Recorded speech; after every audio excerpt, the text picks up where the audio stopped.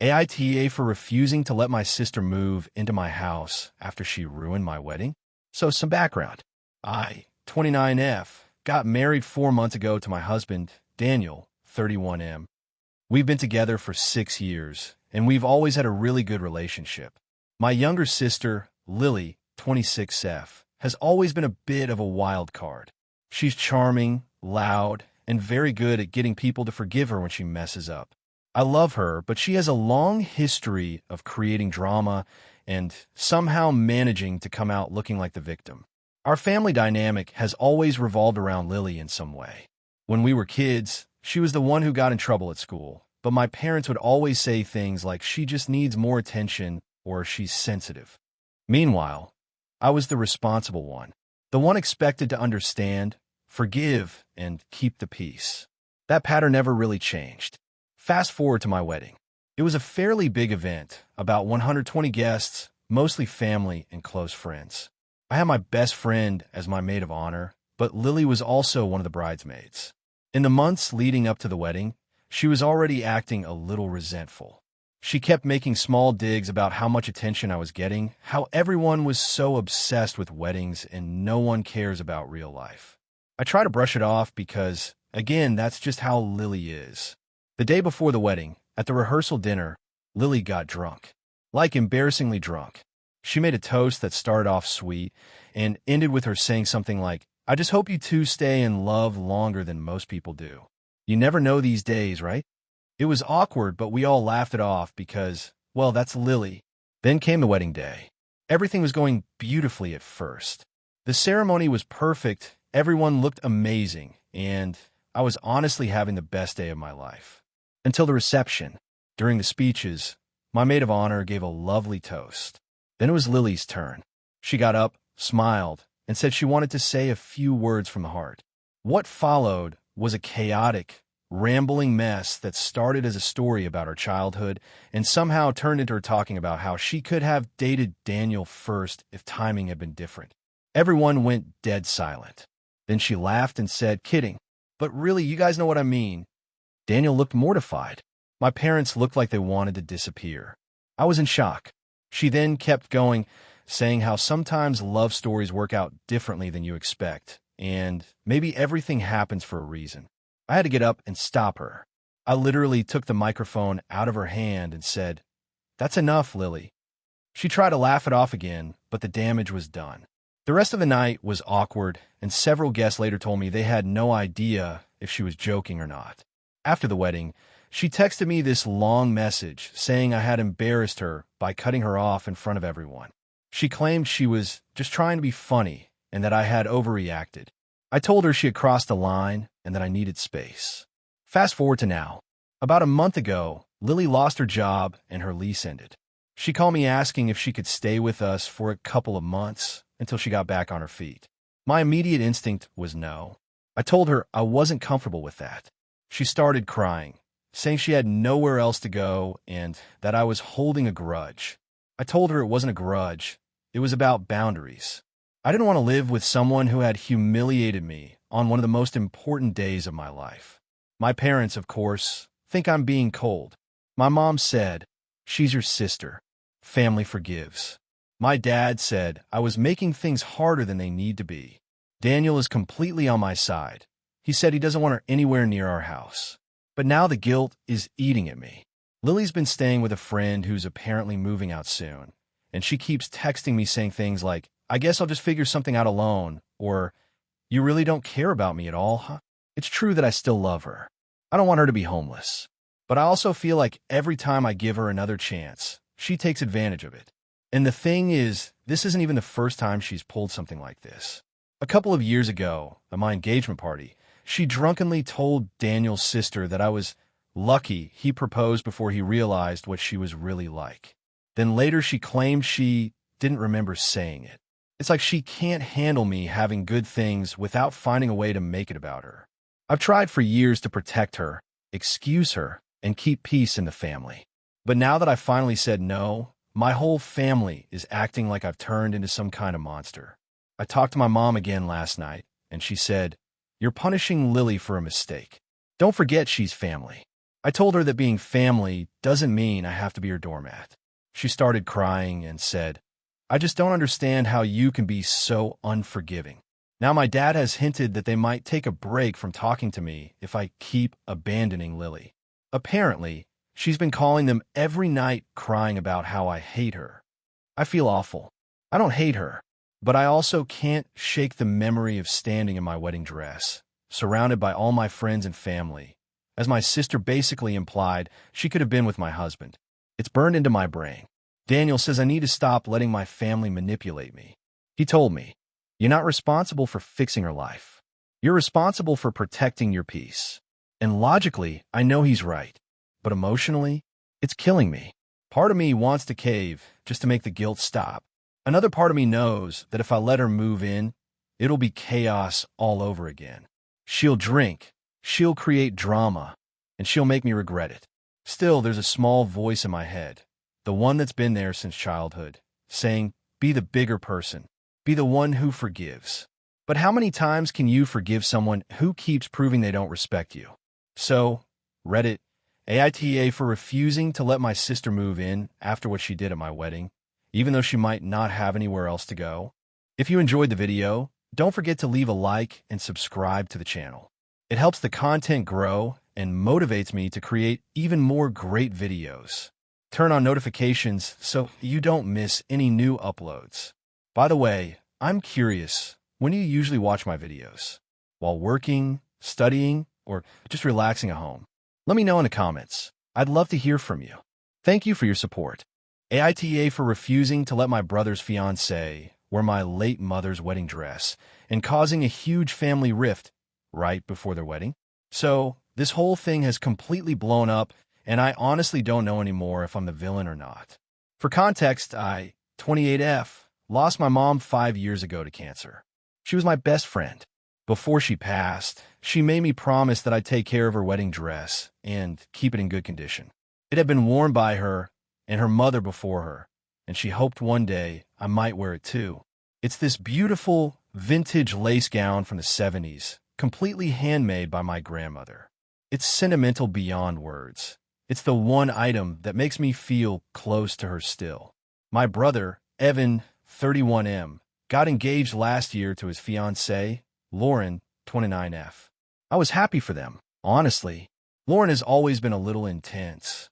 She's the type who needs everything to look like it's from a Pinterest board, always comparing herself to influencers, and she's made a few snide remarks over the years that rubbed me the wrong way. But I try to be nice and supportive because I want my brother to be happy.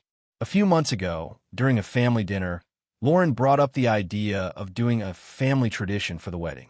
I asked what she meant, and she said she'd love to honor my mom by wearing her wedding dress. She said it would be so special for everyone and that it would look great on her. I was caught completely off guard. I told her, gently at first, that the dress wasn't available, that it was something I wasn't comfortable lending out.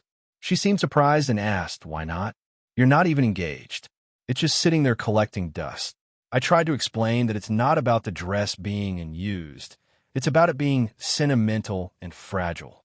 She rolled her eyes and said I was being dramatic. Evan chimed in, saying that Mom would have loved to see her future daughter-in-law wear it. I told him flatly that Mom had actually left it to me, specifically, and that I had promised to take care of it. That's when Lauren got quiet, but she looked furious. 2 days later, my dad called me and asked why I made such a big deal about the dress. Apparently, Lauren had been crying to everyone about how I hate her and don't want her to feel like part of the family. My dad, who's generally conflict avoidant, told me that it might be nice to let her wear it just for photos and that I could get it cleaned after. I said absolutely not. That dress is one of the few tangible things left of Mom, and I don't trust anyone else with it. That should have been the end of it, but Lauren didn't drop it. A few weeks later, I came home from work to find my spare bedroom door open.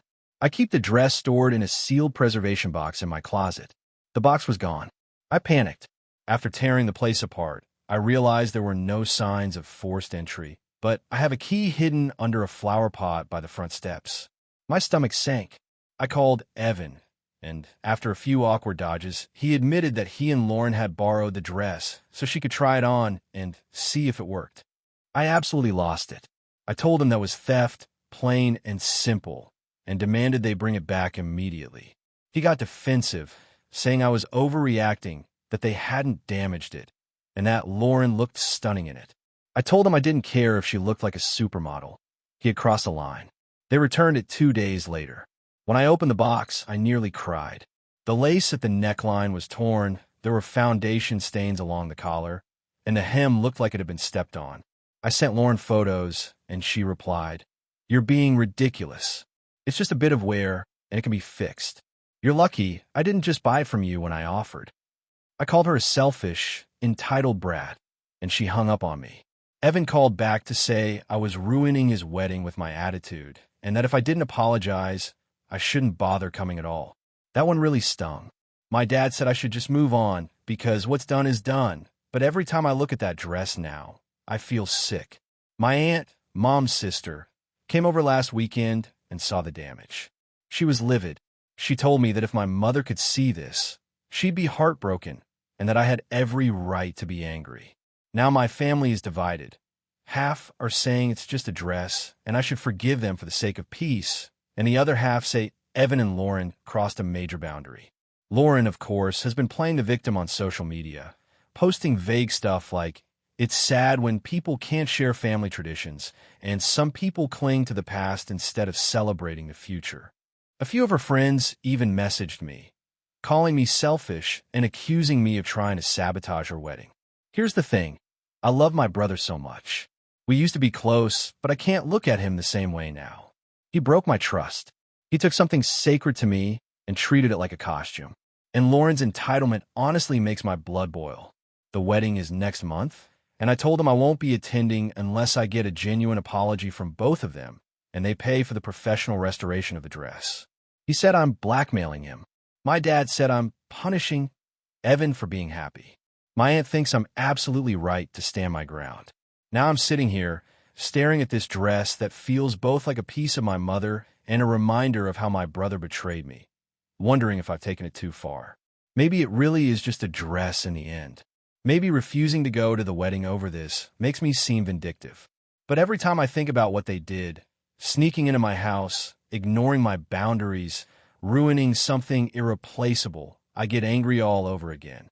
I can't tell if I'm protecting my mom's memory or just being stubborn. My brother says I've made his fiancée cry every day for a week. My dad barely talks to me now because he's sick of the drama. And my aunt says I should consider filing a small claims case for damages, which feels extreme but not entirely wrong. So, Reddit, AITA for refusing to let my brother's fiancée wear my late mother's wedding dress, and for skipping the wedding unless they make things right. AITA for refusing to let my sister's fiancé walk me down the aisle instead of my dad.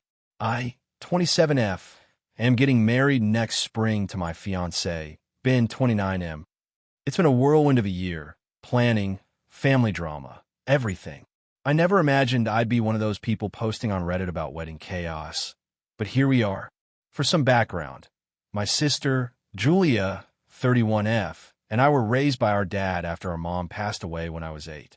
He's always been an extremely devoted father, maybe a bit overprotective, but he did his best. He worked long hours as a mechanic, never remarried, and was at every recital, every award ceremony, every parent-teacher meeting.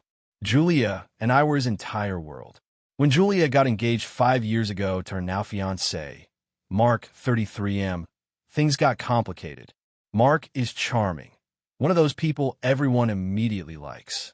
He's confident, funny, always knows the right thing to say. But there's something about him that's always rubbed me the wrong way. I can never put my finger on it, but he's always felt a bit performative. He's constantly trying to impress, sometimes at other people's expense.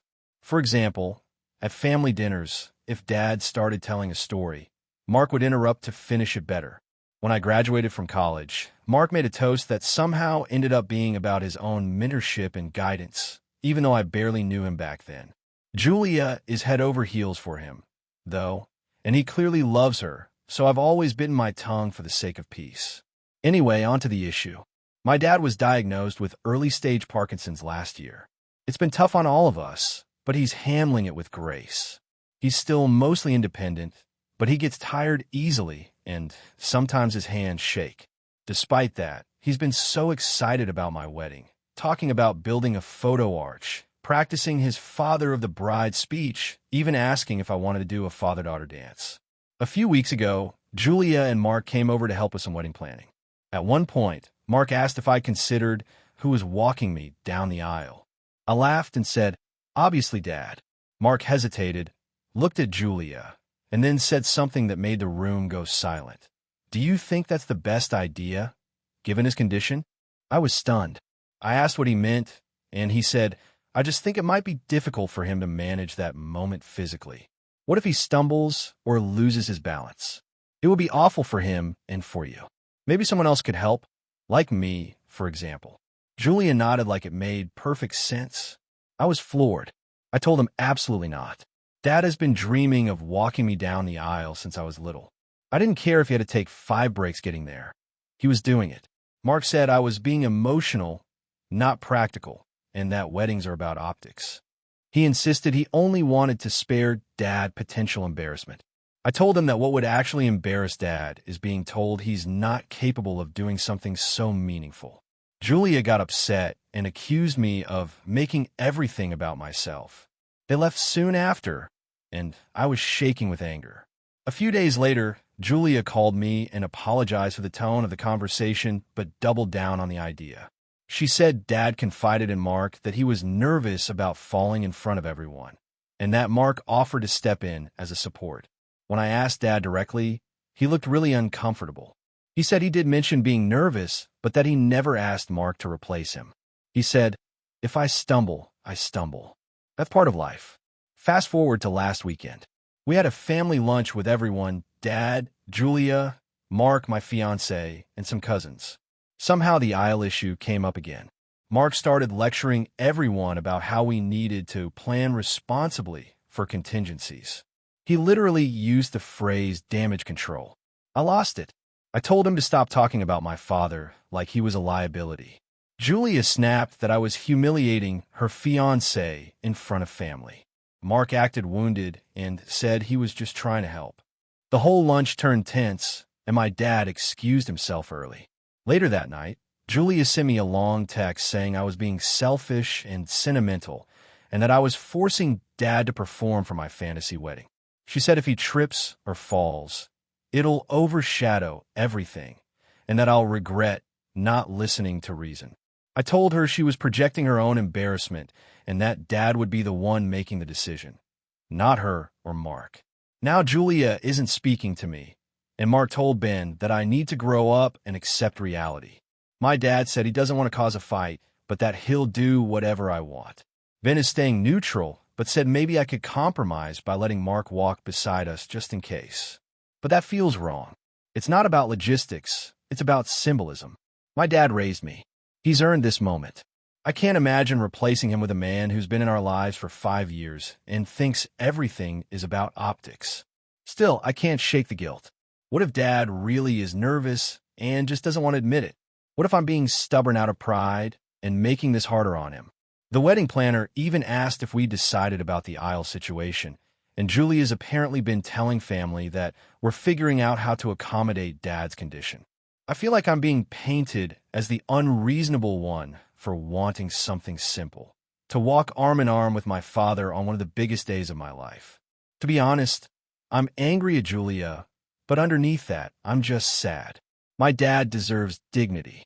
He deserves to be celebrated for being the man who showed up every single day of my life, not sidelined because he shakes a little now. Part of me wonders if Mark's motivation isn't concern at all, but pride. He loves being the center of attention. The idea of walking me down the aisle in front of everyone, looking like the hero who stepped up, would fit him perfectly. I hate that my mind even goes there, but knowing him, it fits. Now our family is split. Half think I'm right to stand my ground. Half think I'm sentimental to a fault. Julia has even threatened not to attend if I keep creating drama. Ben says maybe I should just let it go for peace's sake. But peace at what cost? So, Reddit, AITA for refusing to let my sister's fiancé walk me down the aisle instead of my dad? AITA for refusing to take down the video of my sister's wedding that went viral for all the wrong reasons. So, I, 28F, am a videographer and content creator. I film weddings, parties, and sometimes promotional events for small businesses. My sister, Maddie, 32F, got married in September, and naturally, she asked me to film her wedding. I initially hesitated because I've learned that mixing family and business can get messy. But she was insistent and said she wanted it to be a gift from her little sister. She even got emotional about it. So I agreed on the condition that I'd have creative control. She agreed at the time. The wedding was huge, around 250 guests at a vineyard. Everything was gorgeous, except for one thing, the groom's best man's speech. The best man, Ryan, has been friends with the groom, Ethan, since college.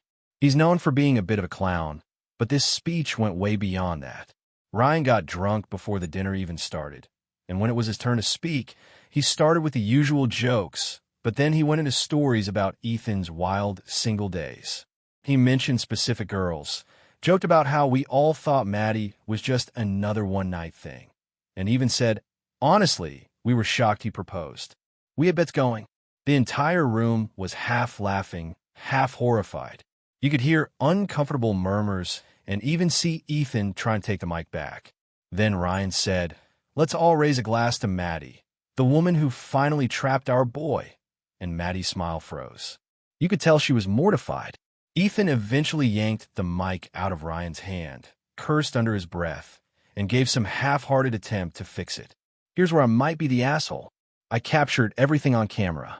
Every awkward laugh, every expression, every oh my God whisper. I didn't edit it out because, again, Maddie said I had creative control. I edited the full video, a beautiful 18-minute highlight reel, and also made a short, cinematic version for social media, just the vows, dancing, and a few emotional moments. When I delivered the final edit to Maddie, she loved the highlight reel, but asked me to cut out Ryan's speech entirely from the long version. I told her I could mute or shorten it, but it would mess with the flow because the audience reactions and transitions were tied to that part. She said to just do something to make it disappear. I told her I'd try, but then a few days later, the unedited footage got a ton of attention for a different reason. I sometimes post wedding bloopers on my TikTok, things like a flower girl tripping or a groom's funny reaction during vows. I uploaded a clip from Maddie's wedding where Ryan starts his speech, and Ethan is clearly mortified. I captioned it, best man's speech goes horribly wrong. It went insanely viral, like 12 million views in a week.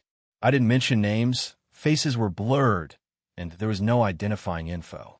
But people still somehow found out who it was, probably through mutual friends commenting. Suddenly Maddie and Ethan were being tagged in wedding fail compilations, and Ryan became some kind of meme for worst best man ever. Maddie called me screaming, saying I'd humiliated her and ruined her wedding. She demanded I delete the video from everywhere immediately. I said I would, but I reminded her I'd blurred everything and posted it as a generic clip, not to target her. I also told her that legally, I owned the footage as the videographer since she hadn't paid me. It was a gift. She lost it and accused me of exploiting her pain for clout. Our parents sided with her, saying I should have known better than to post something so personal. Ethan was quiet but texted me separately saying Ryan was getting roasted by everyone he knew and maybe it was a bit much. Ryan himself messaged me apologizing for being an idiot at the wedding, but said the clip was kind of deserved because he'd embarrassed everyone that night. I took the video down from TikTok, but by then it had been re-uploaded by dozens of other accounts. People had downloaded it, made remixes, memes, even parodies.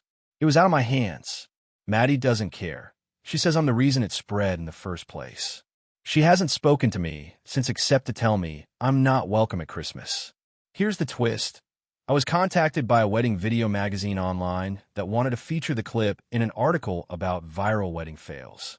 They offered to credit me professionally. For an independent videographer, that kind of exposure is huge. I asked Maddie if she'd be okay with me using it anonymously, still blurred, no names, and she went ballistic again, saying if I did, she'd never forgive me. So I didn't send it to the magazine, but I did leave the clip on my professional portfolio website, fully anonymized, with every identifiable feature blurred or muted. It's literally labeled, "Example of unpredictable event handling during live shoots." It's meant to show my editing skill in managing chaos, not to embarrass anyone. Now half my family thinks I'm selfish and fame-hungry, and the other half thinks Maddie is being dramatic because she's embarrassed over something that wasn't my fault. I genuinely didn't post it to hurt her. It was a moment that showed real emotion, and honestly, if I hadn't posted it, someone else from that crowd probably would have. There were dozens of people recording on their phones. Ethan reached out recently and said Maddie still cries whenever she sees anything wedding-related online. He said she feels like her special day became a global joke. I told him I understood, but I also reminded him that I didn't cause Ryan to say those things. I just documented them. The whole thing has made me question everything about how I run my business. I've started writing more explicit contracts about privacy and content ownership, but I can't tell if I'm the one who crossed the line or if my sister's anger is misplaced because she's embarrassed. So, AITA for refusing to take down the wedding video completely and keeping a version of it in my portfolio, even though my sister says it ruined her life. AITA for refusing to let my brother's new wife move into my house after they got evicted, even though my mom says I owe him everything. So, for background, I, 34F, own a small 2-bedroom house. I bought it about 5 years ago after saving for years and working a pretty grueling job in healthcare. My brother, Luke, 31M, has always had a bit of a chaotic life.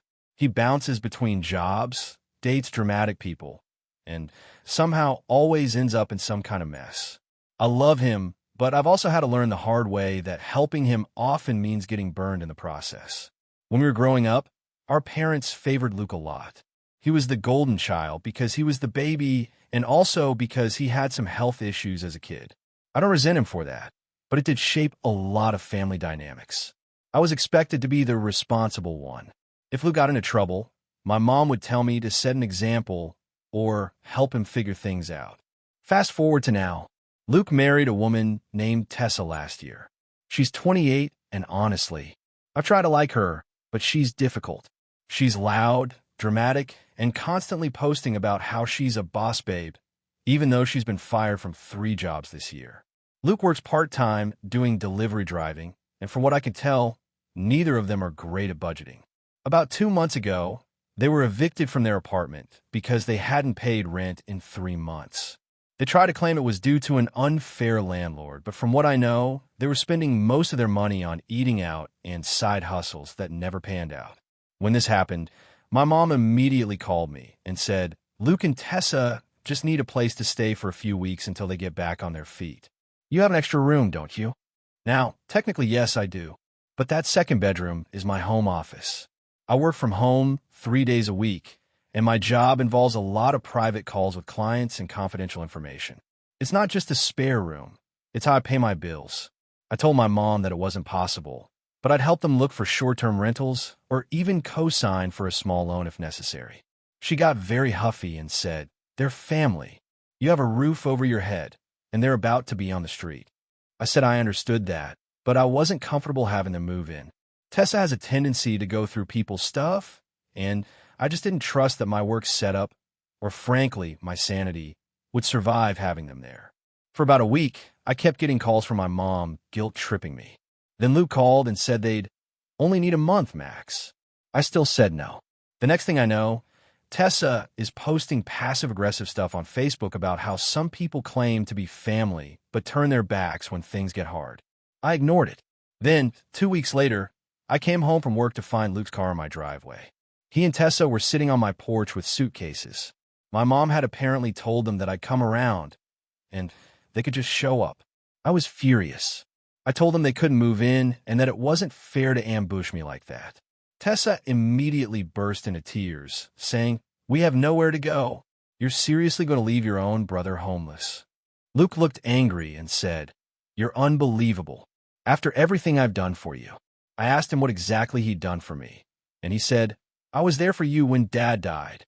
For context, that was 8 years ago, and being there meant sending me a text. It got heated. My mom ended up driving over after Luke called her crying. She started yelling at me in my own front yard about how selfish I was being.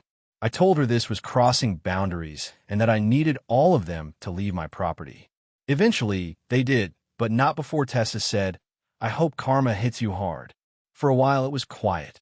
Then my cousin sent me a screenshot of a Facebook post Tessa made that basically told everyone I'd abandoned family and let my brother sleep in his car.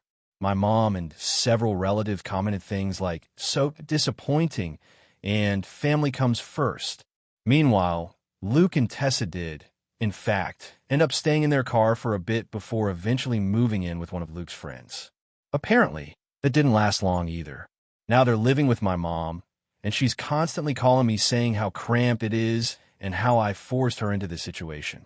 She's also started telling people that she raised an ungrateful daughter who forgot where she came from. I've stopped answering her calls because every conversation turns into another guilt trip. Here's where I might actually be the jerk. A few weeks ago, my aunt invited me to a family dinner, and I went. Luke and Tessa were there. The tension was unbearable. At one point, Tessa loudly asked me in front of everyone, "So, how does it feel knowing you let your brother live in a car?" I just looked at her and said, "Better than it would feel letting two grown adults trash my home." The table went dead silent. My mom gasped and said, "How dare you speak that way?" I told them all that I was tired of being treated like the family's backup plan, and that maybe if Luke and Tessa acted like adults, they wouldn't need saving every 6 months. I left right after that. Now my entire family is split. A few cousins say I was right to set boundaries, but most of the older relatives think I've become cold-hearted. My mom has even said she's reconsidering whether she wants a relationship with me until I apologize to my brother and his wife. I haven't responded to any of it, but I'll admit I sometimes feel guilty. Luke is my brother, and I know being homeless is awful. But at the same time, I work hard for what I have, and I'm tired of being the only one who's expected to clean up everyone else's messes. I keep thinking, if I had let them move in, they might still be here months later, fighting, making messes, and posting about how stressful it is to live with me. But seeing how much drama it's caused in the family, I wonder if I should have just let them stay for a while to keep the peace. So, Reddit-style strangers. Am I the asshole for refusing to let my brother and his wife move into my house even though they were homeless? AITA for refusing to babysit my sister's kids after she tested me with a fake emergency? So I, 29F, have always had a complicated relationship with my older sister, Megan, 34F. She's one of those people who constantly feels like she has to teach lessons to others, even when no one asks for them. Growing up, she'd pull pranks that were supposed to build character, but really they just made everyone mad. You'd think that after 2 kids and a mortgage, she'd have grown out of it, but apparently not. Megan and her husband, Rick, 36M, have 2 kids, Emma, 8, and Noah, 5. I love my niece and nephew, but I've never been super comfortable with long babysitting gigs because I work full-time, freelance on the side, and I'm usually exhausted. I also don't have kids, so I don't always feel confident with younger ones for extended periods. Still, I try to help when I can. School pickups, quick dinners, the occasional Saturday afternoon. A few weeks ago, Megan called me sounding frantic. She said Rick had been in a minor car accident and she needed to rush to the hospital, and she begged me to come watch the kids immediately. I dropped everything, told my freelance client I'd deliver their project later, and drove 25 minutes to her house. While I got there, Megan was sitting calmly on the couch with the kids, completely fine. No tears, no stress. I thought maybe Rick had called to say he was okay.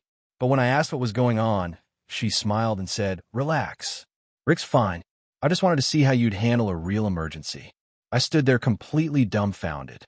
She said it was a test because she and Rick had been thinking of asking me to be the kids' emergency guardian. Basically the person who picks them up or stays with them if something serious happens. She wanted to make sure I could handle it under pressure. At first, I didn't even know what to say. I was so thrown off that I just laughed a little, hoping she'd realize how messed up that was. But she didn't. She doubled down, saying, "I know it sounds crazy, but I needed to be sure. You did great. You got here fast. That's exactly what we'd need if something ever really happened." I told her it wasn't funny, and she brushed it off with, "You're overreacting. It was just a test." The more I thought about it, the more angry I got. I had canceled a meeting, lost money from that client, and spent gas and time on a fake emergency, all because she wanted to test me like some sort of lab rat. I left right after that, telling her she owed me an apology. She rolled her eyes and said I was too sensitive. That night, she texted me, saying she was hurt that I'd stormed out and that she was just trying to do the responsible thing as a parent. She said, "You should be honored we even considered you for something so important." I told her I didn't want to be their emergency contact anymore and that I wouldn't babysit for a while because I didn't trust her. Megan flipped out, calling me selfish and saying I was punishing her kids for a misunderstanding. Rick texted me separately later and said he hadn't known about the test and that he thought it was weird too, but he asked me to just let it go for the kids' sake. I told him that I love the kids, but if Megan can't treat me with basic respect, I'm not going to put myself in situations where she manipulates me. He sighed and said he'd talk to her. Fast forward to last weekend. Our mom hosted a small family barbecue, and of course Megan and I were both there. Everything was fine until my mom asked me to watch the kids in the yard while the adults set up dessert. I said no, politely, and told her I didn't feel comfortable babysitting right now. Megan immediately jumped in, loudly saying, "See, this is what I mean. She's still holding a grudge over something that wasn't even a big deal." Everyone got quiet, and I said, "You faked an emergency to test me. That's not a misunderstanding. That's manipulation." My mom tried to defuse it, saying we shouldn't argue in front of the kids, but Megan kept going, saying, "You're acting like a victim." It was a little white lie to protect my children. I said, "A white lie doesn't make someone panic and think their brother-in-law is in the hospital." Megan's face went red, and she accused me of making her look bad in front of the family. I just walked away and sat with my dad instead. Later, my mom told me I probably could have let it go and that Megan was just being overprotective. I told her that being overprotective doesn't mean lying and wasting people's time. Mom said, "You know how your sister is. She means well, but doesn't think things through." But I'm honestly tired of being told to just accept her behavior because that's how she is. Since then, Megan hasn't spoken to me.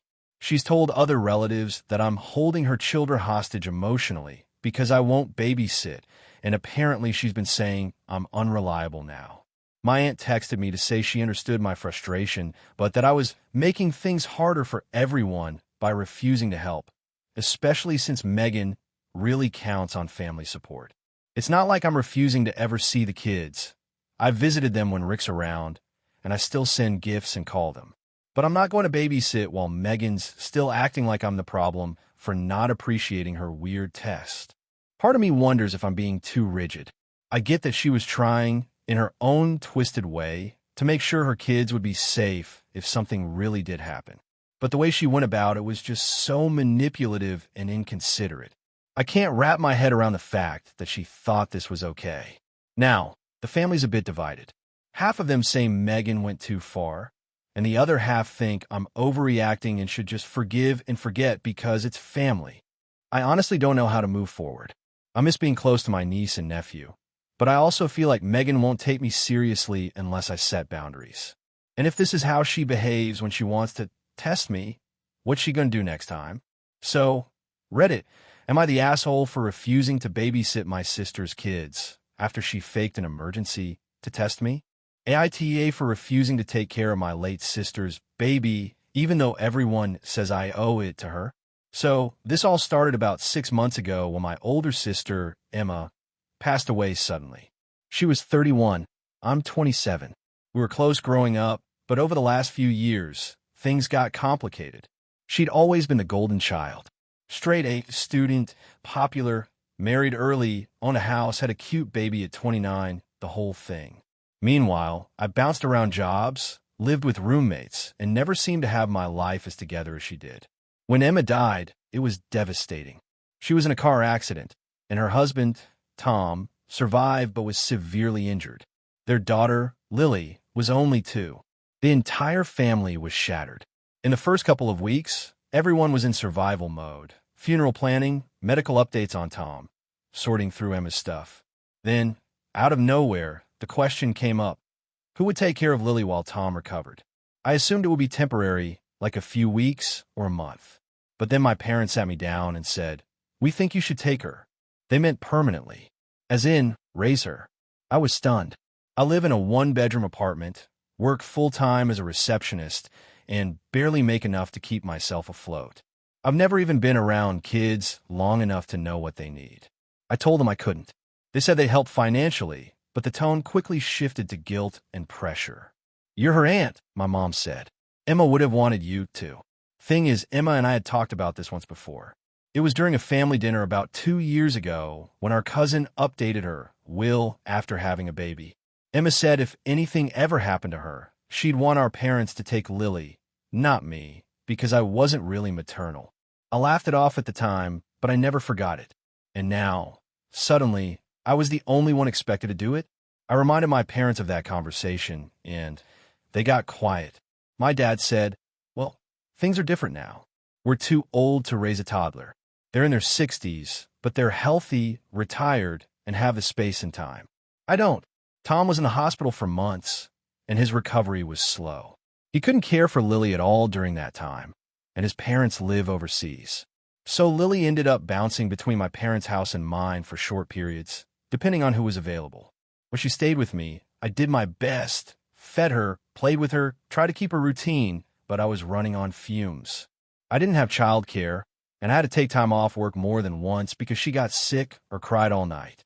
Eventually, my boss pulled me aside and said I had to get my situation under control or risk losing my job. That was the moment I realized I couldn't do this long term. When I told my parents and Tom that I wasn't willing to take custody, all hell broke loose.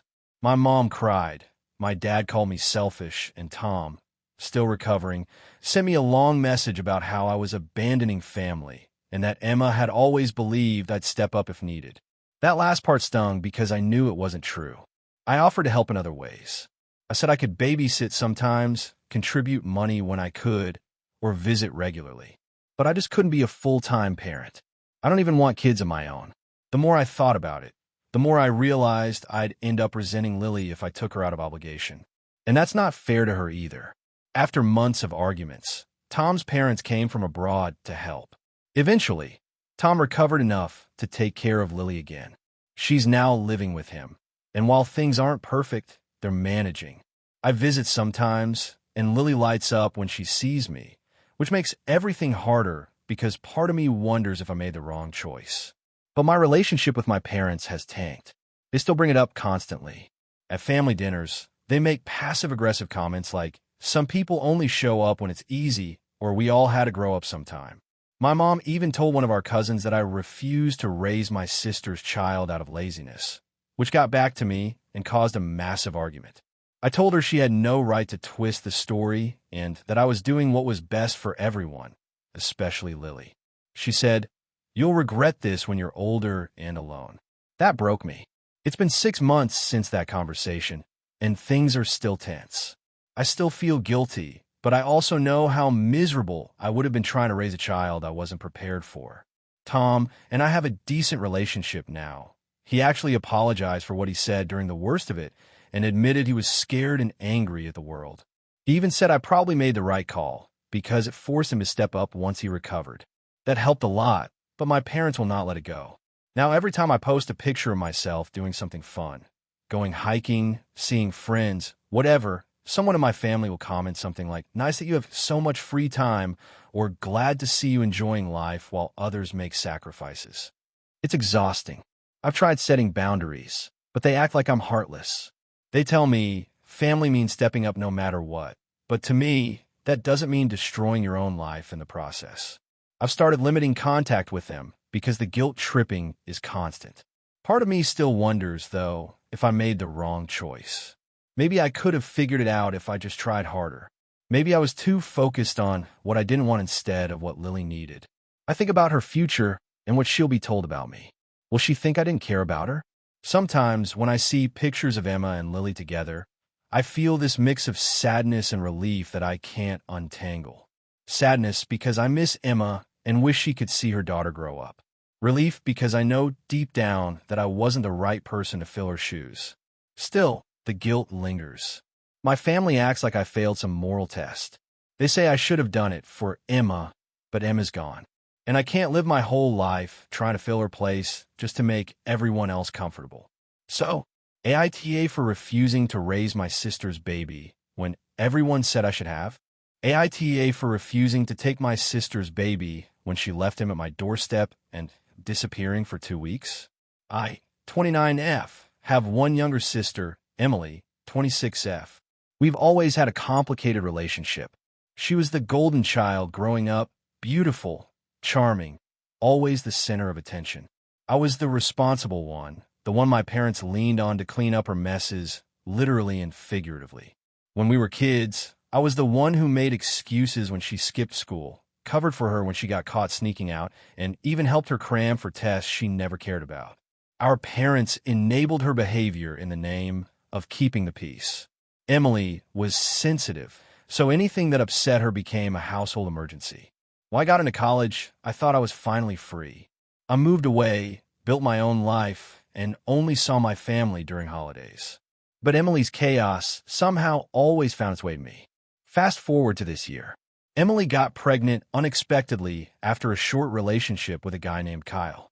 She announced it on social media before even telling the family. Our parents freaked out, but of course, they rallied around her. I tried to be supportive, even though I was worried because she has never held a steady job for more than a few months and has a habit of couch surfing between friends. During her pregnancy, she called me constantly for help.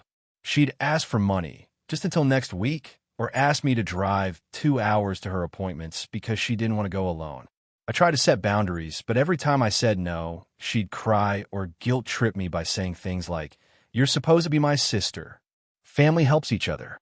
The baby, Noah, was born 6 months ago. He's beautiful, and I genuinely love him, but Emily's been struggling. She posts pictures of him constantly online, but in real life, she seems overwhelmed and detached. She's gone through several jobs since giving birth and moved from one friend's place to another. I've tried to help in small ways, babysitting occasionally, buying diapers, but I've also been careful not to become the default caregiver. 2 weeks ago, on a Friday night, I got home from work and found a baby carrier on my front porch. Inside was Noah, asleep with a diaper bag and a handwritten note that said, "I can't do this anymore. Please take care of him. I just need some time to figure things out. I know you'll do better than me." My heart dropped. I called her immediately. No answer. I texted her over and over. Nothing. I called my parents. They hadn't heard from her. They told me to just keep the baby for the night while we figured out what to do. The next morning, she still wasn't responding. I was panicking. I didn't know if she was safe, if she was coming back, or if she had abandoned her son for good. For the next few days, I took care of Noah. I barely slept. I was scared, angry, and heartbroken for him. I went to the police after 48 hours because I was genuinely worried she might have hurt herself. They did a welfare check but couldn't find her. Child Protective Services got involved since technically she had left a child without consent or proper guardianship. They told me I could keep him temporarily if I was willing, but I had to agree formally to be his emergency caregiver. That's when I drew the line. I told them no. I didn't want to become legally responsible for him when his mother had vanished. It wasn't about not loving Noah. It was about knowing what would happen if I said yes. I'd end up raising him entirely, and Emily would disappear from the picture, leaving me to pick up the pieces like always. I've spent years being her safety net. I couldn't do it again. Not this time. Not with a baby. CPS took Noah into temporary care. I cried for hours after they left. My parents were furious. My mom said I abandoned my nephew and that I should have stepped up because blood is blood. My dad called me selfish and said Emily was just overwhelmed. I reminded them that Emily wasn't some teenager. She's 26 and made her choices. They said I let bureaucracy take our family away. A week later, Emily finally called. She sounded calm, almost eerily so. She said she needed to reset and had gone to stay with a guy she'd met online in another state. When I told her CPS had Noah, she flipped out, accusing me of betraying her and ruining her life. She said she trusted me to protect her son, and I gave him to strangers. I tried to explain that I didn't have a choice, that she put me in an impossible position, but she wouldn't listen. She hung up after saying she'd never forgive me.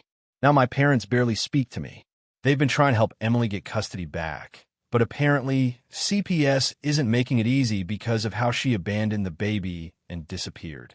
Every time I talk to them, it turns into an argument. They say if I had just kept Noah, none of this would have happened.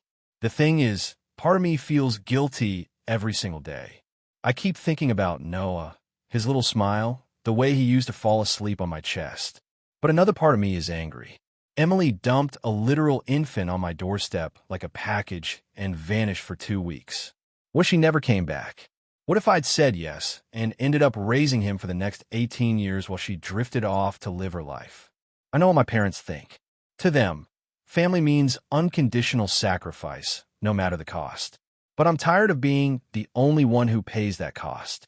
I've worked hard to build a stable life for myself, and I know I wouldn't be able to handle being a single mom overnight. I didn't ask for this. Still, every night, I wonder if I made the wrong choice. Maybe I could have kept Noah temporarily until Emily got her act together. Maybe CPS was the wrong move. Maybe I should have done what I always do, fix things for her. But then I remember the note she left. I can't do this anymore. Please take care of him. She didn't ask for help. She handed off responsibility entirely. And as much as it breaks my heart, I can't live my life cleaning up after someone else's mess again. So now I'm here, wondering if I really am the asshole for refusing to take my sister's baby when she left him at my doorstep. Hey friends, if you enjoy this content, don't forget to like the video and share your thoughts in the comments. We really want to know what you like and what can be improved. What do you think of the video? Are there any topics you'd like to see in future videos? Your feedback really helps us get better. Thanks for being with us. AITA for refusing to go to my sister's child-free wedding after she made an exception for her fiancé's niece, but not my son. So I, 33F, have a 5-year-old son, Leo. My older sister, Rachel, 36F, is getting married in January. She's been planning her wedding for over a year, and it's supposed to be this elegant, intimate event at a vineyard with around 80 guests. From the start, she made it clear that it would be child-free. I didn't have an issue with that. I get that not everyone wants kids running around at a wedding, and honestly, I was looking forward to an adult night out with my husband, Josh, 34M. About a month ago, Rachel called me, sounding a little awkward. She said there had been a small change. Her fiancé, Eric, 38M, wanted to invite his 9-year-old niece, Clara, because she's going to be their flower girl. I asked, wait, I thought it was child-free, and Rachel said, it still is except for Clara. She's family, and it means a lot to Eric's side. Okay, fine. I didn't love it, but I figured one exception wasn't the end of the world. But then, a week later, I was helping Rachel with some decorations, and she mentioned how cute it would be for Clara to sit with the family during dinner and help pass out cake. I said, so, kids are allowed now? And she said, no, just Clara. She's mature for her age. That rubbed me the wrong way. Leo is also very well-behaved and mature for 5. He's not the type of kid who screams or runs around. He's shy and polite. So, I asked if he could come too. Rachel looked instantly uncomfortable and said, no, I don't think that would be appropriate. I want consistency. If I start making exceptions, everyone will ask for one. I said, but you already made an exception. She said, it's different because Clara is part of the ceremony. It's not like she's just a guest. I let it go for a while, but it really bothered me. It wasn't about Leo being at the wedding. It was the principle of it. She wasn't enforcing a rule. She was bending it to suit one side of the family. I told Josh, and he said it was pretty unfair too. He suggested we just decline the invitation and send a gift. So, I texted Rachel last week saying, hey, after thinking about it, I don't feel comfortable attending since it seems unfair that Clara can go, but Leo can't. We'll still send a gift, but we'll sit this one out. She called me immediately, absolutely furious. She said I was making her wedding about me and trying to guilt-trip her over something small.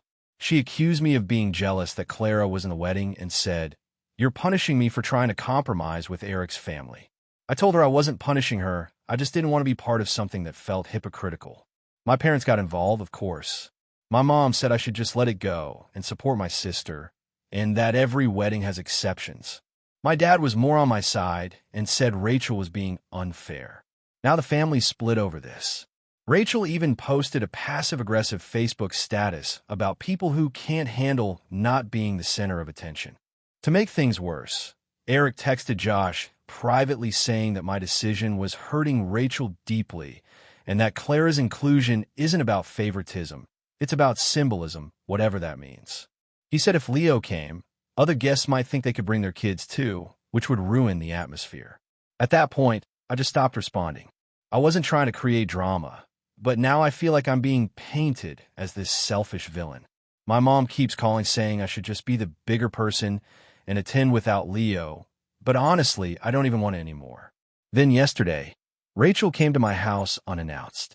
She was clearly upset, saying I had embarrassed her by boycotting her wedding and making people ask questions about the guest list. Apparently, her soon-to-be MIL even asked if there was bad blood between us now. Rachel said, "I hope you realize you're making me look like a monster over one child." I told her, "You're making me feel like my son isn't family." That set her off. She yelled, "He's not part of my new family. Not like Clara is."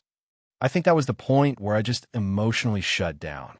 She realized what she said, tried to backtrack, but the damage was done. She left soon after, saying she hopes I change my mind before it's too late. Now I'm stuck between wanting to support my sister and standing by my principles. I don't want to go somewhere I feel unwelcome or where my child is being treated like an outsider. But the guilt is eating at me. Josh says Rachel owes me an apology, but I doubt she'll ever give one. Part of me wonders if I did take it too personally. Maybe I should have just gone and ignored the double standard. But I can't shake how hurtful it was for her to say Leo isn't part of her new family. Since all this started, other family members have taken sides. My aunt told me privately that she thinks Rachel is being a snob and that the wedding is turning into a performance for Eric's relatives. My cousin said she gets why I'd feel hurt, but thinks skipping the wedding just feeds Rachel's narrative that you're dramatic. The worst part is that Leo doesn't even understand any of it. He just keeps asking if he's going to Aunt Rachel's wedding because he likes dancing, and I don't know what to tell him. I've just said, "Not this time, buddy." I keep thinking about how family dynamics are going to be after this. If I don't go, Rachel might never forgive me. But if I go, I'll feel like I compromised what little self-respect I have left in this situation. So here I am, wondering if I really overreacted or if my sister's the one who created this mess. It's her wedding, yes, but she drew the line unfairly and expected everyone else to just accept it quietly. AITA for refusing to go to my sister's wedding because she made an exception for her fiancé's niece, but not for my son. AITA for refusing to babysit my sister's kid after she accused me of being jealous of her perfect family. I, 29F, have always had a complicated relationship with my older sister, Emily, 33F. We grew up in a house where comparison was basically a sport for our parents. Emily was the golden child, straight A student, varsity athlete, prom queen, you name it. I was the quiet, artsy kid who preferred sketchbooks to social events. Our parents meant well, but the constant, "Why can't you be more like Emily?" comments really shaped how we interacted as adults. When Emily got married 3 years ago to her husband, Mark, 35M, I was genuinely happy for her. I was even her maid of honor and helped plan a good chunk of the wedding. But even then, she managed to make it about her superiority. She'd tell people things like, "My sister is such a good helper. She's so organized even though she's single and has so much free time." Stuff that sounds nice until you realize the passive-aggressive tone. Fast forward to last year, Emily had a baby girl, Sophie. She's adorable, and I love her, but ever since Sophie was born, Emily's attitude has changed. She's leaned fully into her perfect mom identity, and every conversation somehow becomes about how motherhood is the ultimate purpose in life. She constantly tells me I wouldn't understand real love until I become a mother. I've told her multiple times that I don't even know if I want kids, but she insists it's just a phase. The issue started a few months ago when Emily began asking me to babysit. I work full-time as a graphic designer and do freelance art commissions on weekends. I'm busy, but I adore my niece, so at first, I agreed occasionally. Then, once in a while, turned into every other weekend. She'd say things like, "You don't have a family, so it's not like you have plans." The breaking point came 2 weeks ago. Emily called me at 10 p.m. on a Friday, saying she and Mark had a last-minute date night and needed me to come over right away. I had a big project due Monday and told her I couldn't. She sighed dramatically and said, "Wow, you're really going to let your niece down for a drawing?" I said, "Emily, this is my job. You wouldn't skip your shift for babysitting either." She hung up on me. The next day, she sent a long text basically accusing me of being selfish and jealous. She wrote, "You've always hated that I have everything you don't, a husband, a kid, a real family. It must kill you to see me happy, which is why you're trying to punish me by refusing to help." I was floored. I called her and said that was completely unfair.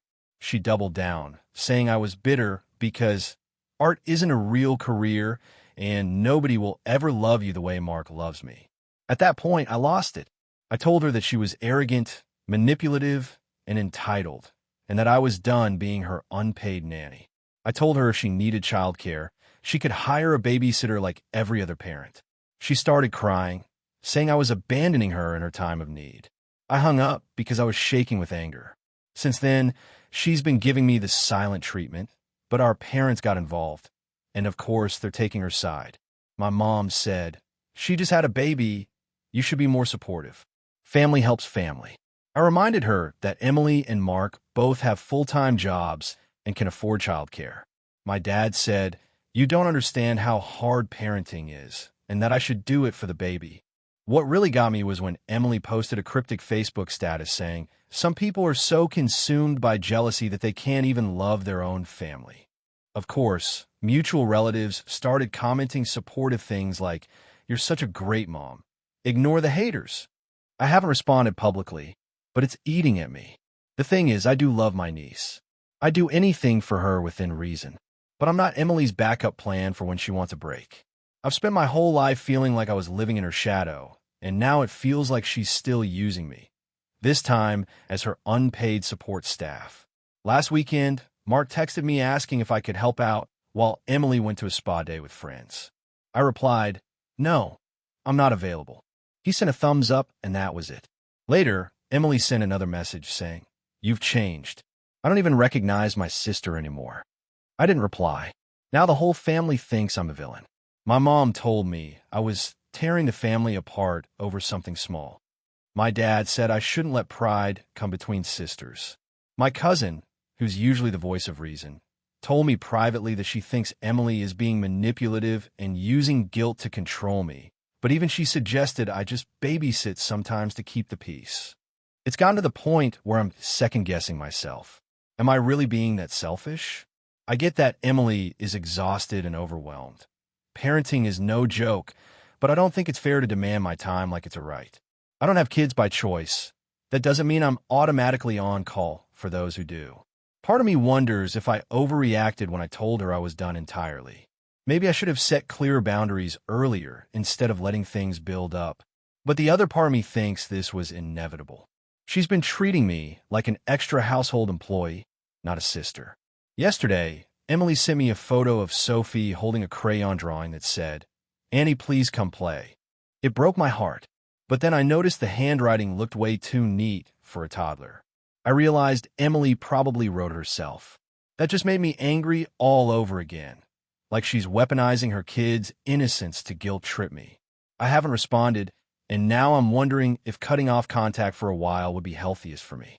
I don't want to lose my niece, but I also can't keep being the scapegoat whenever Emily doesn't get her way. So, AITA for refusing to babysit and stepping back from my sister after she accused me of being jealous of her family. AITA for refusing to let my sister's kids stay at my house after what they did to my dog. So I, 32F, have a golden retriever named Max. He's 6 years old, gentle, ridiculously friendly, and basically my emotional support animal. I don't have kids, and I don't plan to. Max is my family. I live in a small house that I bought 3 years ago after saving for what felt like forever. I'm proud of it and try to keep it nice, but it's definitely not fancy. just comfortable, clean, and peaceful. My younger sister, Amy, 29F, has 3 kids, 9M, 7F, and 5M. She's a single mom. Her husband walked out about 2 years ago. I've always tried to be supportive, babysitting, helping with bills when she was struggling, taking the kids out for fun days.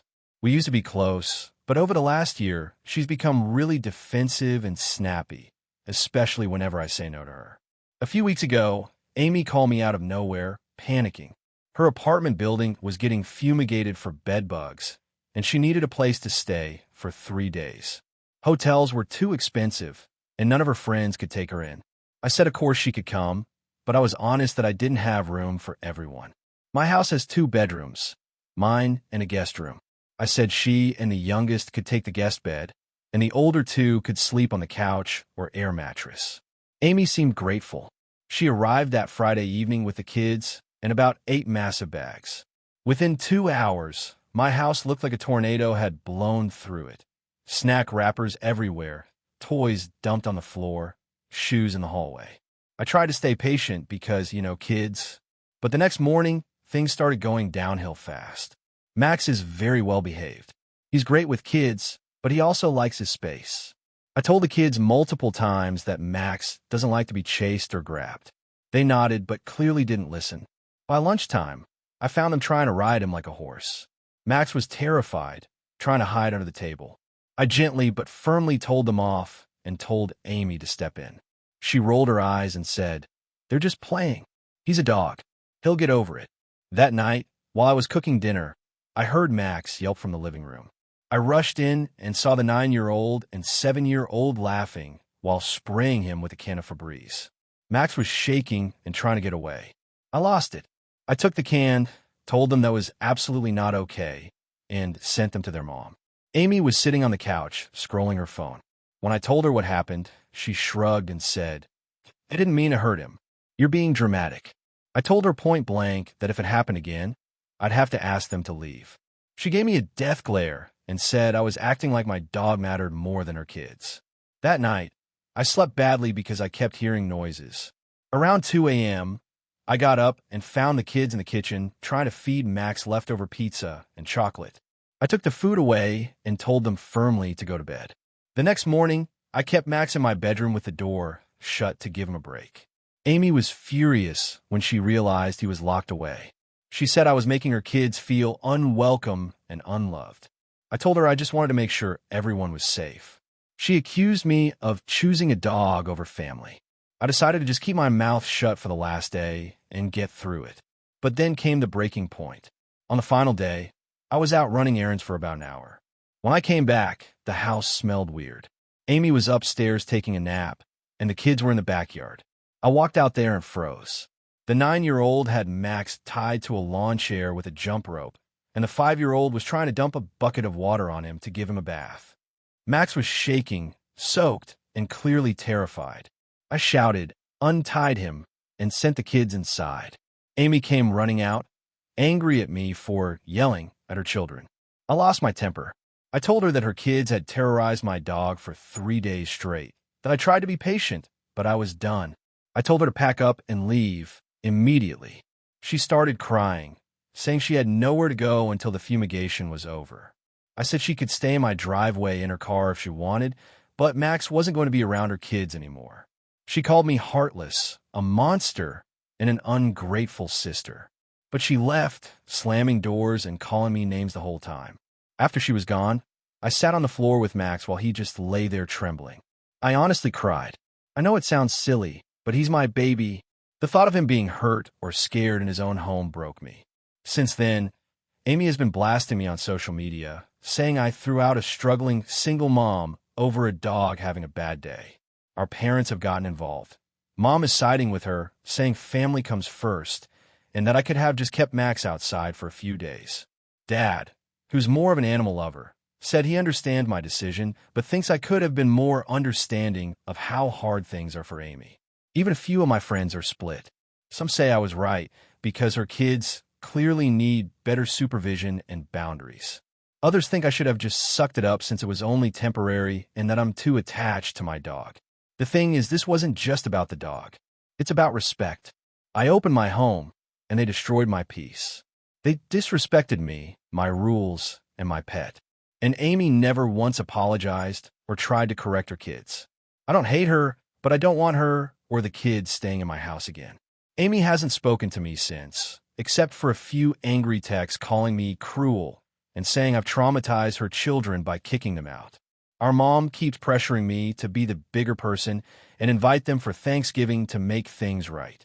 But honestly, I don't want them near Max ever again. I feel guilty because I know Amy is struggling. I know her kids are acting out because of everything they've been through.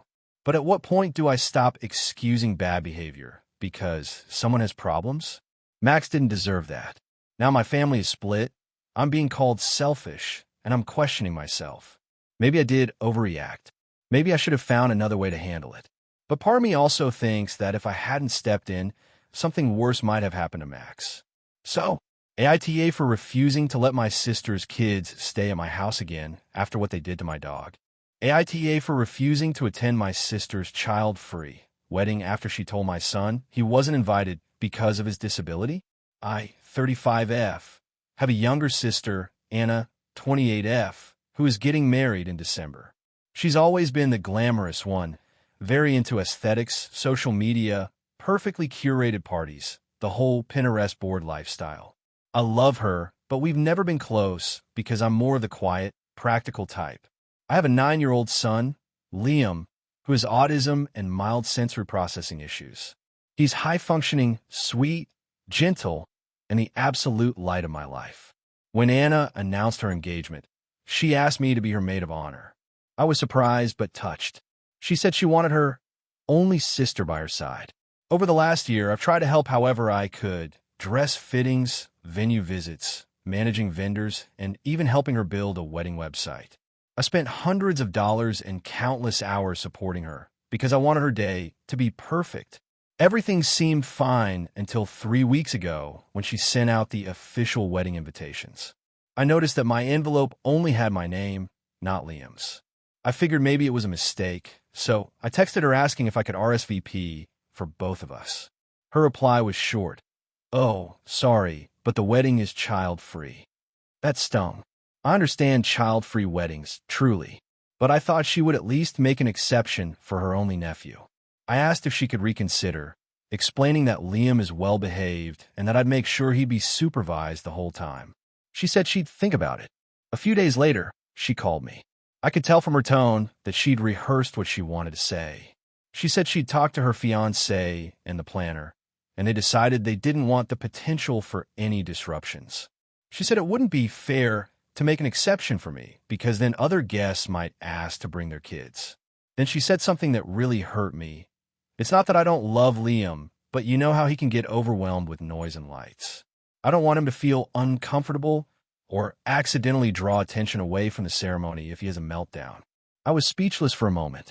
I told her that Liam hasn't had a meltdown in over a year and that we have coping strategies for when he gets overstimulated. But she doubled down, saying she wanted a smooth, elegant event without any unpredictability. I told her that if my son isn't welcome, I can't attend either. I said I wouldn't feel right celebrating without him. She got defensive immediately and accused me of making her wedding about myself. She said, "It's just one day. Can't you leave him with a sitter?" Here's the thing. Liam's dad, my ex-husband, lives out of state and rarely visits. My parents are elderly and can't manage his care for long periods. Liam has a therapist and a few trusted caregivers, but he doesn't do well overnight with new people. Leaving him for an entire weekend would be traumatic for him. I tried explaining that, but Anna brushed it off and said I was using Liam as an excuse because I didn't want to go. I told her that was incredibly unfair. She hung up on me. A few hours later, my mom called. She said Anna was in tears, saying I'd ruined the vibe of her wedding planning. Mom begged me to reconsider, saying I could just attend the ceremony and skip the reception. But honestly, I don't see how I can do that either. I'll live 4 hours away, and arranging care for Liam for even one night would be a logistical nightmare. Then things escalated further when Anna posted a long rant on her private Instagram, which several relatives saw and sent to me. She said something like, Some people can't respect boundaries and think the world should revolve around them and their kids. She didn't name me, but it was clearly about our fight.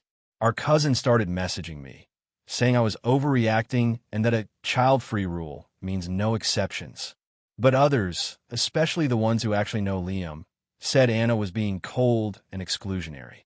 My dad, who rarely gets involved in drama, told me quietly that he thinks Anna's being unfair, but that I should just let it go. Now Anna has replaced me as maid of honor. She told me it's because I won't be attending, but I think she just didn't want to deal with me anymore. She's having one of her friends fill in, and apparently they're reprinting the programs to remove my name. It's been over a week since we last spoke. My mom keeps urging me to make peace before the wedding, but I can't bring myself to apologize for standing up for my son. I didn't yell, I didn't insult her, I just drew a line.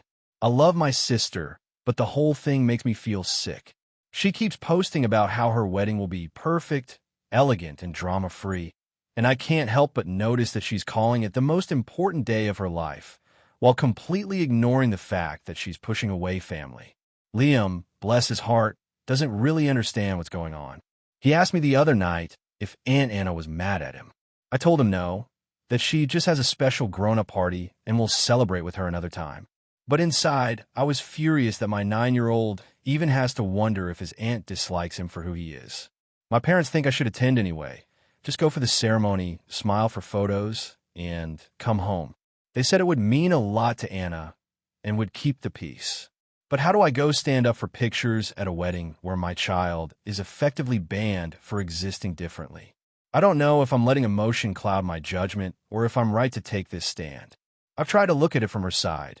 She wants a controlled, photogenic event, and I know weddings can be stressful. But every time I picture myself there without Liam, smiling while pretending everything's fine, I just feel hollow. Anna says I'm making her wedding harder and more dramatic. But from where I'm standing, she's the one who excluded her own nephew. Maybe I could have handled it differently. Maybe I shouldn't have said outright that I wouldn't go. But at that moment, it felt like the only way to show her that what she was doing wasn't okay. Now the family's split, tensions are high, and I'm being painted as the difficult sister who can't compromise. But what she's asking me to compromise is my child's dignity. So, Reddit, am I really the asshole for refusing to go to my sister's wedding because my autistic son isn't invited? AITA for kicking my sister and her kids out after she told my daughter she was a mistake? I, 38F, have a 14-year-old daughter, Emily, who is the light of my life. Her dad passed away when she was 6, and it's been just the two of us ever since. I work full-time as a nurse, so life has never been particularly easy, but we've always made it work. I'm proud of the life I've built for her. My sister, Leah, 35F, has 3 kids, 12, 9, and 5.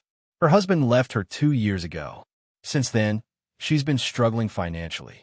I've helped her as much as I can, buying groceries, babysitting, giving her money for bills. A few months ago, things got worse for her, and she was about to be evicted. I offered for her and her kids to stay in our guest room just until she got back on her feet. At first, it was fine. The kids are noisy, but I expected that. The problem started when Leah began making comments that felt off. She'd say things like, "It must be nice only having 1 kid. You don't know real parenting until you're juggling 3. Or Emily's so quiet, I wish my kids were that spoiled." I brushed it off because I figured she was just stressed. But Emily started coming to me, saying Leah made her feel uncomfortable. She said her cousins teased her, calling her the princess and only child baby.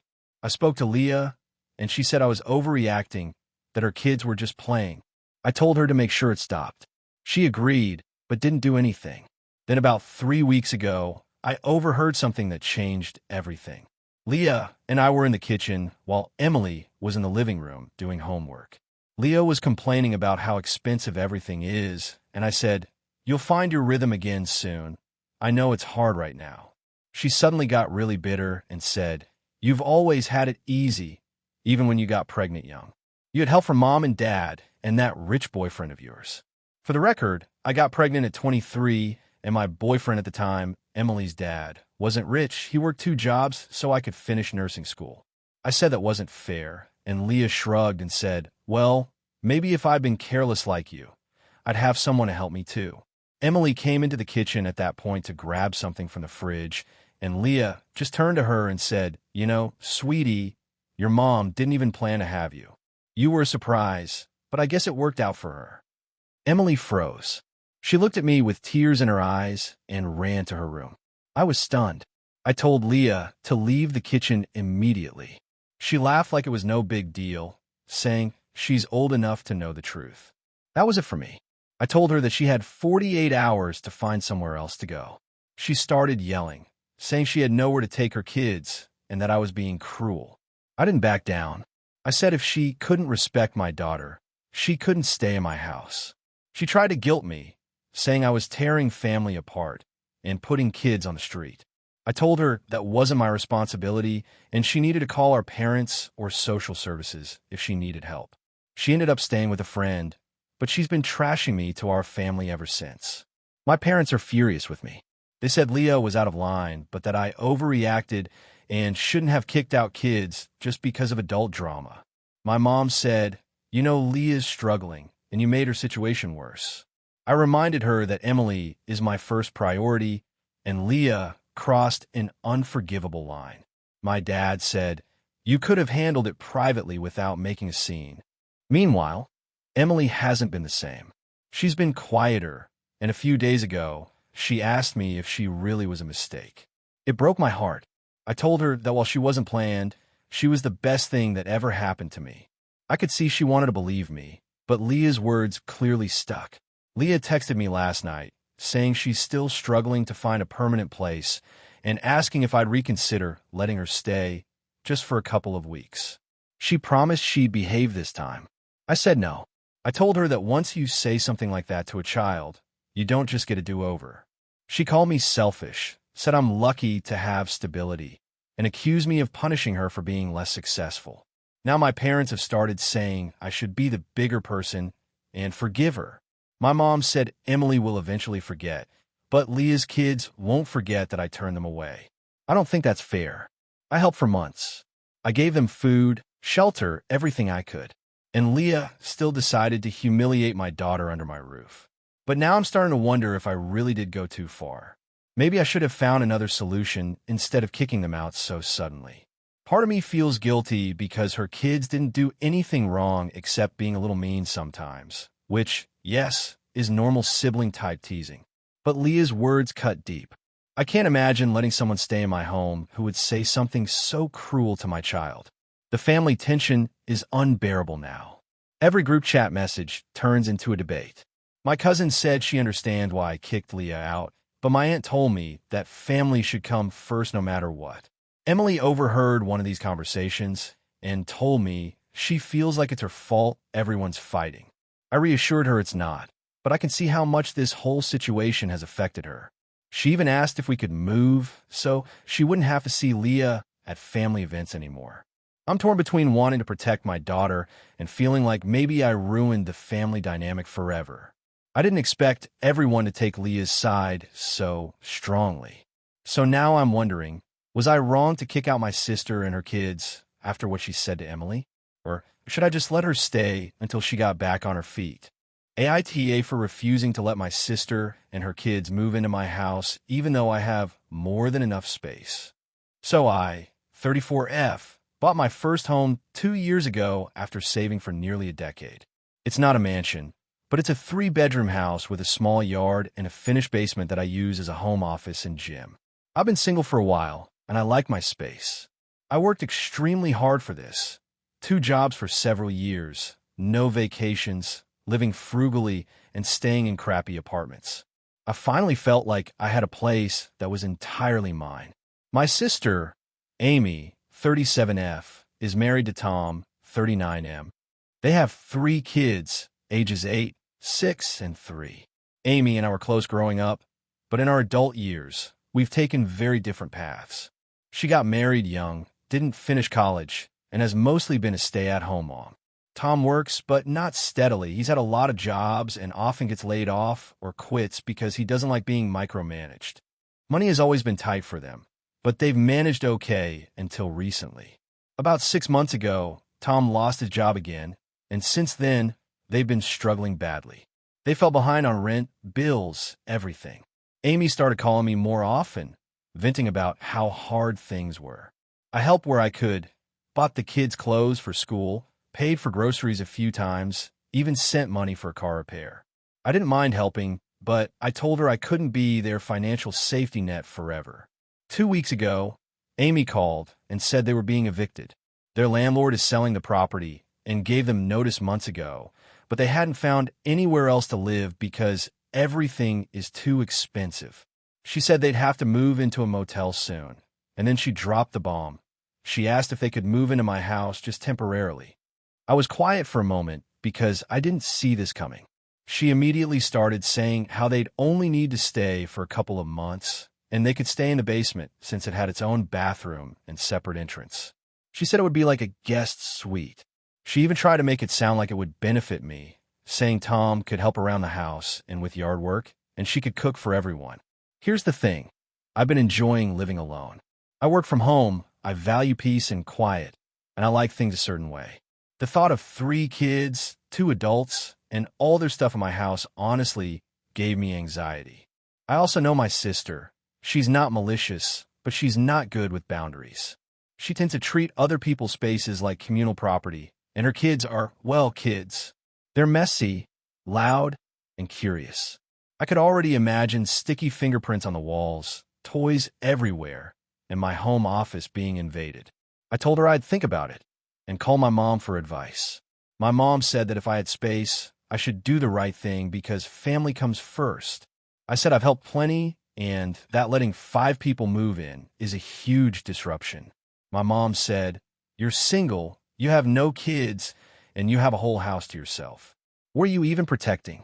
Empty rooms." That stung, but I stood my ground. After thinking it over for a couple of days, I told Amy I couldn't let them move in. I offered to pay for a month in a motel and help her look for rental assistance programs, but I said I needed to keep my home as my home.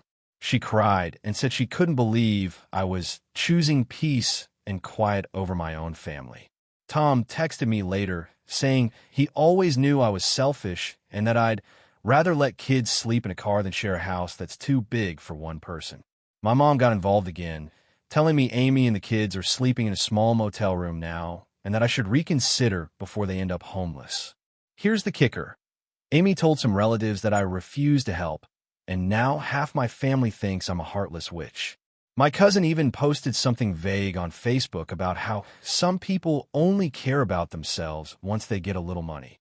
I feel awful, but I also feel angry. I've been helping them financially for months. I've offered practical help, but apparently, none of that matters because I won't sacrifice my home.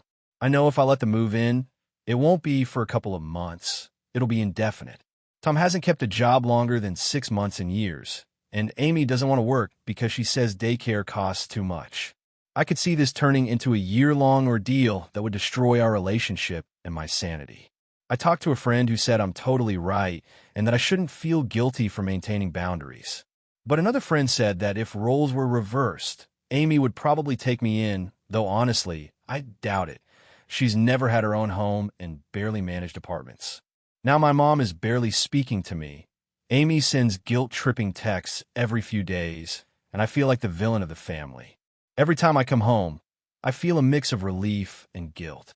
Relief that my space is still my own, guilt because my sister and her kids are in a cramped motel room. Part of me keeps wondering if I made the wrong call. Maybe I could have let them stay for a short time and set clear rules. Maybe that would have kept the peace. But I also know my family has a habit of ignoring boundaries, and I'd probably end up resenting them. Still, it's hard to sleep sometimes thinking about my niece and nephews in that motel. So, Reddit, AITA for refusing to let my sister and her family move in, even though I technically had the space and they were facing eviction. AITA for refusing to let my brother and his fiancée use my late mother's wedding dress for their wedding, even though I don't need it. So I, 32F, have been the unofficial keeper of family stuff ever since my mom passed away 5 years ago. She was one of those sentimental types who kept everything, old letters, photos, recipe books, even my kindergarten drawings. When she died, I went through everything carefully donating what made sense, and keeping what felt important.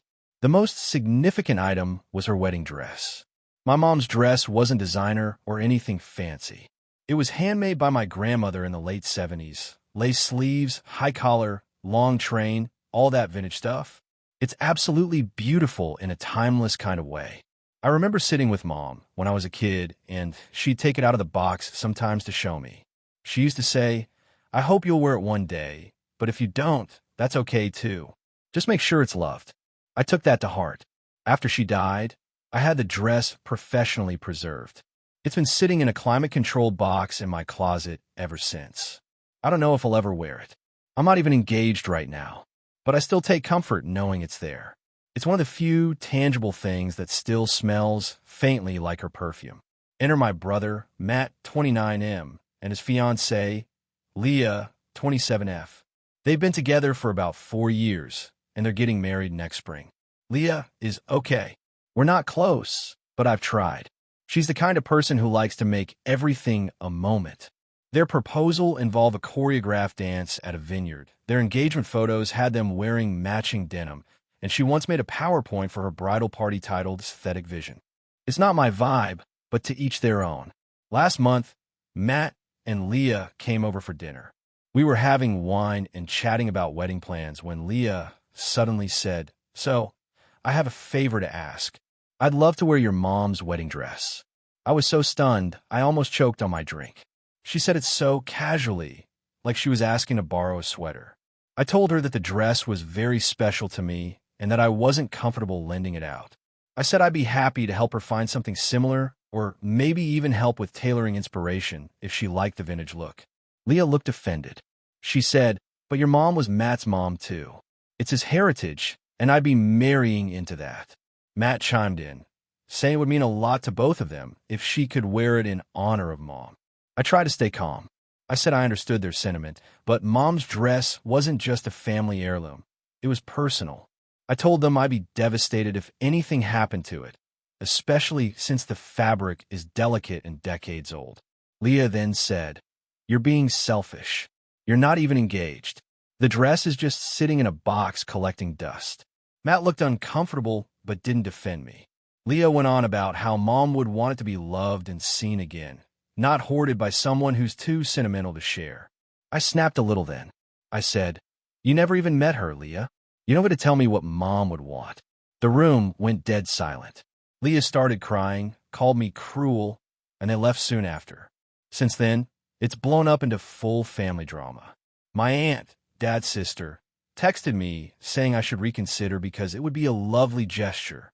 My dad stayed mostly neutral, but did say, maybe you could compromise somehow. Compromise? How? The dress is fragile. If Leah alters it, it won't be Mom's anymore. If it gets stained or torn, that's it. Gone. I can't get another one. Leah has apparently been telling people that I'm being vindictive and jealous because I'm single and don't want her to have the spotlight. A mutual friend even messaged me saying, "It's just a dress." That made me want to scream. It's not just a dress.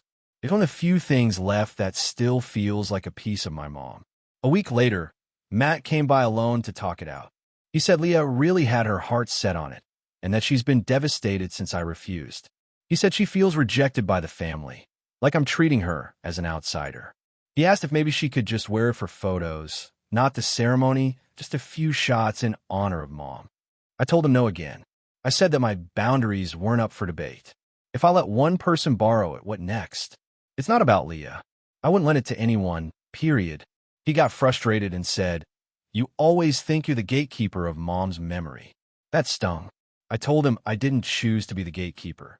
It just happened because I was the one who cared enough to preserve her things. He said, "You're acting like Mom loved you more or something." That hurt even worse. I told him to leave. Now things are tense. Dad asked if I could find a way to make peace because he doesn't want this ruining the wedding. But every solution anyone's proposed still involves me giving up something precious. For example, Leah's mom suggested I donate the dress to Leah as a wedding gift. Leah's mom suggested I donate the dress to Leah as a wedding gift. My aunt suggested I let a tailor replicate it for Leah, which might be okay, but Leah apparently doesn't want a replica. My aunt suggested I let a tailor replicate it for Leah, which might be okay, but Leah apparently doesn't want a replica. My cousin suggested I let Leah wear it, but keep a piece of the lace as a keepsake afterward, which makes me want to cry because that means cutting it. My cousin suggested I let Leah wear it, but keep a piece of the lace as a keepsake afterward, which makes me want to cry because that means cutting it. Every time I hold my ground, I feel like the villain. I know it's caused stress for everyone, but I genuinely feel like my mom would understand why I said no. She was sentimental too. She didn't share her wedding dress with anyone else while she was alive, not even to let people try it on for fun. Now, Matt has hinted that Leah is considering buying a vintage dress similar to Mom's to make a statement. That feels pointed like a jab at me. Last night, I got a long text from Leah that basically said, "I hope one day you learn to share love instead of hoarding grief." That one made me sit and cry for an hour, because I know I'm holding on tightly. Maybe too tightly. But is that so wrong when it's the only physical piece of my mom that still feels alive to me? I'm not trying to punish anyone or make their wedding about me. I just want to protect something that means everything to me. So, Reddit, AITA for refusing to let my brother's fiancé wear our late mom's wedding dress. AITA for refusing to babysit my sister's kids after she left them with me for 3 days without asking. So, I 29F, have a younger sister, Erin, 33F, who has 3 kids, ages 8, 6, and 3. I don't have children, and honestly, I've always been the fun aunt who takes them for ice cream, sends them noisy toys at Christmas, and then goes home to my peaceful apartment. Erin and I have always had a decent relationship, though she tends to be a bit entitled. Growing up, she was the golden child. My parents always bailed her out of everything. Money issues, relationship drama, you name it. Meanwhile, I learned early to rely on myself. This summer, Erin's husband had to travel for work for a few weeks. She complained constantly about being a single mom and how exhausted she was. I helped when I could, brought her groceries, picked up her kids from school once or twice, even watched them one evening so she could have a night to herself. I didn't mind helping, but it was becoming a pattern. Then in late August, she texted me on a Thursday morning saying she was in desperate need of a weekend away. I replied, "That sounds great. Hope you can find someone to watch the kids," and didn't think much of it. She didn't respond. Friday evening, around 6 p.m., there's a knock at my door. I open it to find all 3 of her kids, each holding an overnight bag, and Erin standing there looking like she's in a rush. She said, "I'm so sorry for the short notice, but I have to go. Thank you so much for doing this." I was completely stunned. I said, "Wait, what? I never agreed to babysit this weekend." She gave me this exasperated look and said, "Please don't do this right now. I really need this break. You love the kids, you'll be fine. Their stuff is packed, they've eaten dinner, and I'll be back Sunday night." Then she kissed them goodbye, got in her car, and left before I could even form a sentence. I called her immediately, but she didn't answer. I texted her saying this wasn't okay and she needed to come back. She read the messages but didn't reply. I felt completely trapped. The kids were already inside, looking up at me with those big eyes, and what was I supposed to do? Kick them out? So I took a deep breath, made them some popcorn, and set up a movie night. Sunday night came and went. No eating. I called, texted, left voicemails, nothing. By Monday afternoon, I started to panic. I had to call in sick to work because I couldn't just leave 3 little kids alone. Finally, Monday night, she texted me, "Hey, I extended my trip. Be home tomorrow. Kid's okay." I lost it. I told her she had no right to dump her kids on me without permission. She replied, "I knew you'd be fine. You're great with them. You're their aunt. It's family. Stop being dramatic." She finally showed up Tuesday evening, almost 3 full days later than she said she would. She looked relaxed, tanned, and happy. I, on the other hand, looked like I'd aged 10 years. The kids were fine, but I was furious. When she walked in, I told her flat out that what she did was unacceptable and that I was not a free babysitting service. She tried to hug me and said, "You're such a lifesaver. Thank you." I said, "No, I'm not thanking you for anything. You left your kids without even making sure I agreed. Don't ever do that again." She rolled her eyes and said, You always make everything such a big deal. It's not like I abandoned them. Your family? That's what family does. I told her point blank that if she ever tried to dump her kids on me again, I'd call CPS or the police for child abandonment. That set her off. She screamed that I was threatening her, that I was cruel and childless, so I wouldn't understand, and stormed out with the kids. A few hours later, my mom called me furious. Apparently, Aaron told her that I refused to help and threatened to have her arrested for leaving her kids with their aunt. My mom said she just needed a break. You know how hard motherhood is. I said, then she should have asked, not dumped her kids without consent. Mom said I was being heartless and ungrateful for the trust Aaron placed in me. I reminded her that I lost 2 work days and had to scramble to explain to my boss why I was suddenly unavailable. Mom dismissed it, saying, it's just 2 days, family comes first. Now Aaron won't talk to me at all. She's been posting on social media about toxic family members who don't understand the struggles of moms. Our relatives are split. Some say she crossed the line. Others say I overreacted and should have just helped her. But here's where I start to wonder if I am the jerk. I've always been vocal about not wanting kids. I love my nieces and nephew, but I don't want the responsibility of raising them. Maybe I should have been more understanding since Erin genuinely needed a break. She looked exhausted before she left, and I know her husband being gone has been rough. Maybe I could have just rolled with it one time instead of threatening to call the authorities.